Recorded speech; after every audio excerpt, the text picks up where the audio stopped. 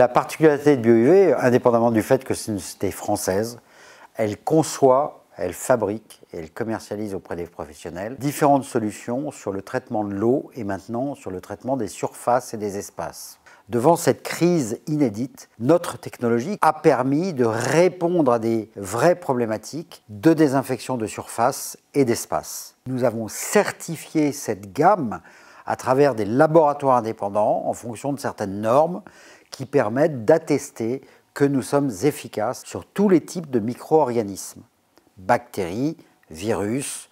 Et quand je parle de virus, bien entendu, je parle du SARS-CoV-2 qui génère la fameuse Covid.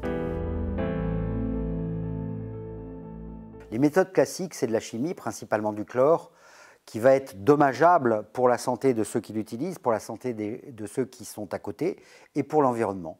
Nous sommes à zéro chimie, c'est-à-dire que le principe des ultraviolets de type C, c'est d'envoyer une certaine longueur d'onde sur des micro-organismes de façon à inactiver l'ADN des cellules et empêcher sa réplication.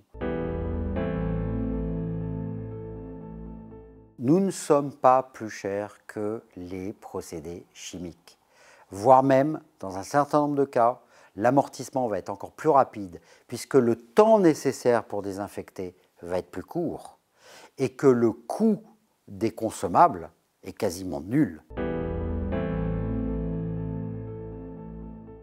Que ce soit des mairies, des départements, des régions, tout type de collectivités, nous apportons des solutions et depuis longtemps.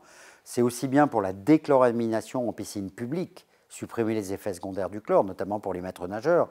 C'est aussi bien pour l'eau potable, les stations d'eau potable, les stations d'eau usée, la réutilisation d'eau usée. Pourquoi continuer à laver les voitures, à laver les trottoirs avec de l'eau potable en première intention? C'est vraiment de nombreuses applications et aujourd'hui vient s'ajouter la désinfection de surface ou d'espace. On voit bien que des épidémies ou des pandémies comme aujourd'hui, il peut y en avoir d'autres demain. Et si on applique des procédés plus respectueux de l'environnement, pas ou moins de chimie, par des procédés physiques et durables, on va être vertueux. Et je prends un exemple. Les infections nosocomiales dans les hôpitaux, les cliniques, les établissements de soins, ce n'est pas réglé à ce jour. Et peut-être que cette technologie, même sûrement, cette technologie va rendre des services durables sur le règlement de problèmes existants.